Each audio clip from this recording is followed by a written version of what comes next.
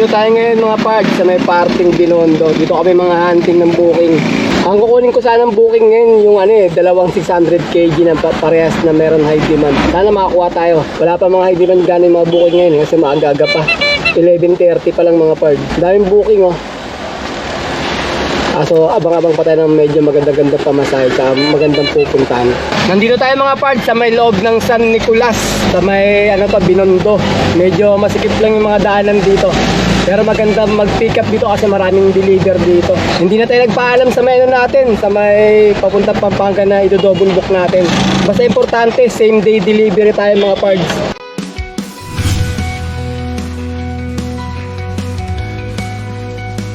Good day mga pards! Today is another booking day na naman tayo. September 7 ngayon, 2024. Time check tayo, 9:01 AM. First booking natin from Sauyo going to Manila sa halagang 598. Ang layo ng pickup location ay 3.8 km. Papunta na kami sa may pickup location. 1,000 kg to mga pards. Kaya tayong gulong eh.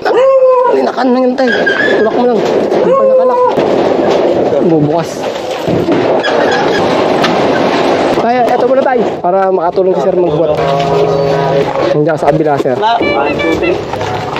Okay. Sa konti. Ayan, sakto. Okay, okay na yan. Tulak mo lang. Okay na yan. Wala na sir no? Ayan na yung lahat. Okay, first booking, pick up na natin. Ang layo ng drop-off location ay 13 km.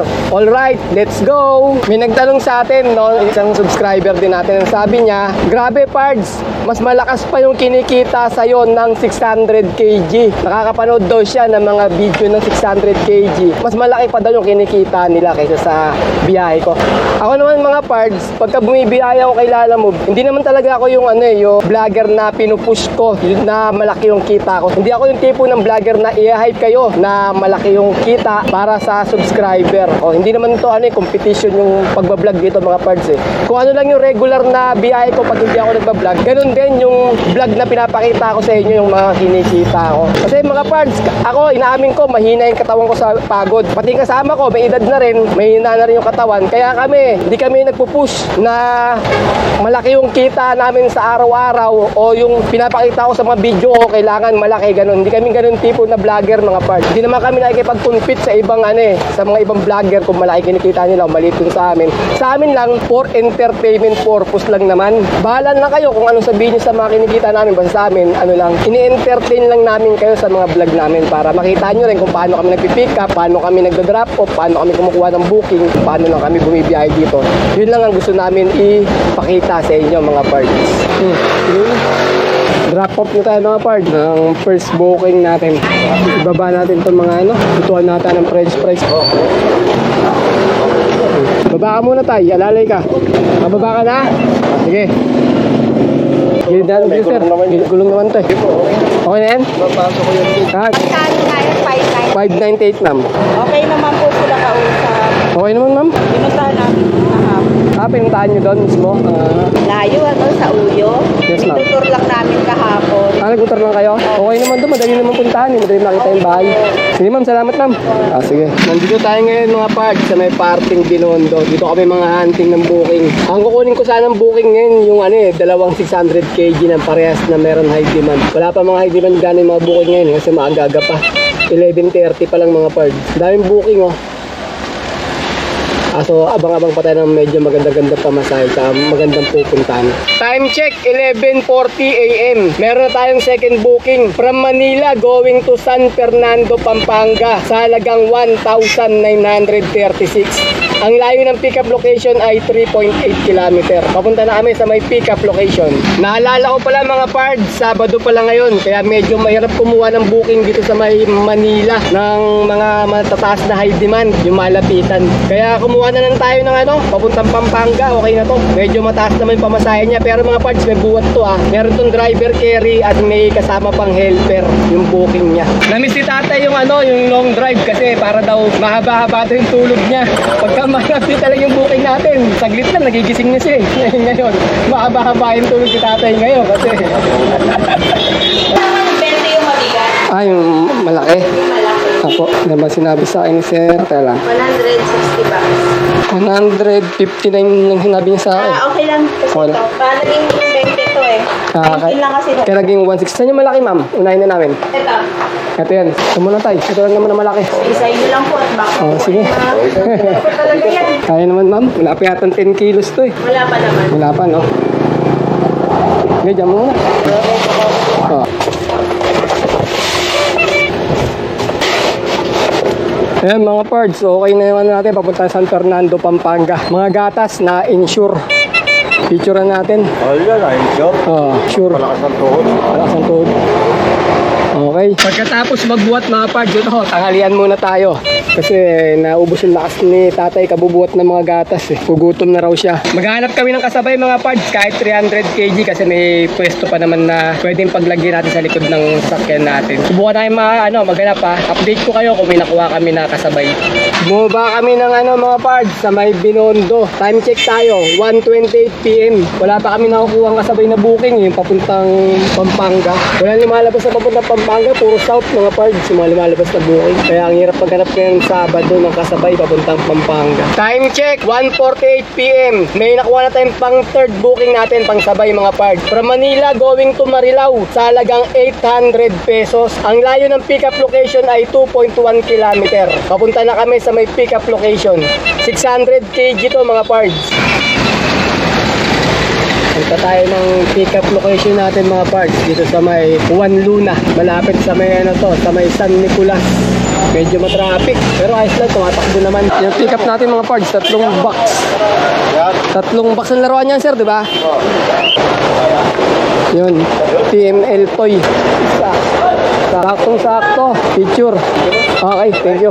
Okay mga parts, na-pick up na natin yung double booking natin. Papunta muna tayo ng Marilao, Bulacan. Ang layo ng drop-off location ay 31 km. Alright, let's go! Nandito tayo mga parts sa may loob ng San Nicolas, sa may Binondo. Medyo masikip lang yung mga daanan dito. Pero maganda mag-pick up dito kasi maraming deliver dito. Hindi na tayo nagpaalam sa may natin, sa may papunta Pampanga na ito-double book natin. Basta importante, same day delivery tayo mga parts. Hindi na natin masusunod yung oras kasi dito pa lang traffic na eh. Basta importante, ma-deliver natin ngayong araw to. Kasi malayo naman talaga yung pupuntahan natin sa may San Fernando, Pampanga. Ang dadaanan natin mga parts in recto, tapos kakanan tayo dyan sa may road 10. Tapos aakyat tayo ng Smart Connect. Yun, diretso na ng ng NLEX na yun. Di ba ang bilis mga parts? Ganun lang, papunta ng Bulacan.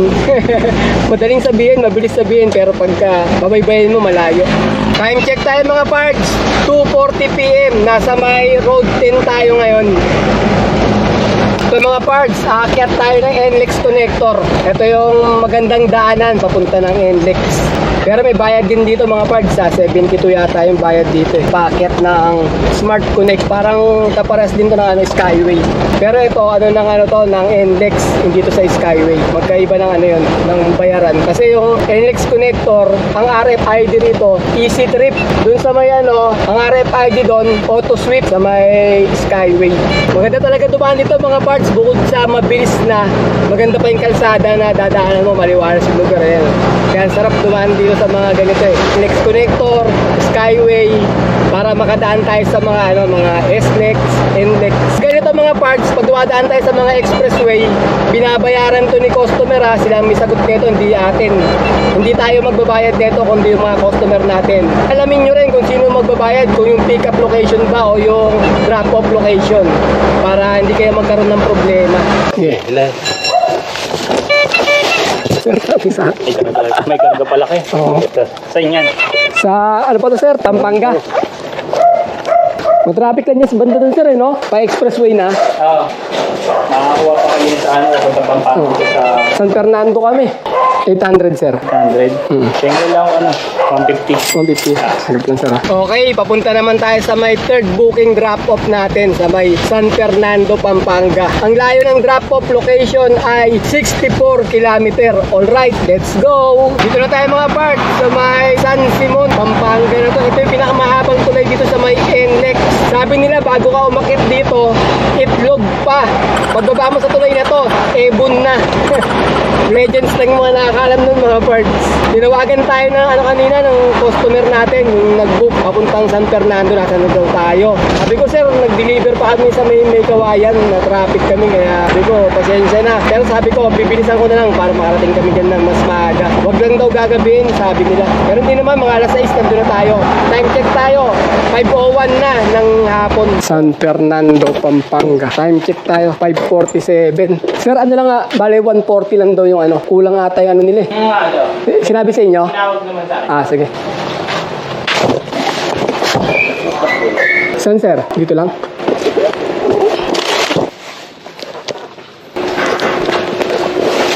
Okay, last 3.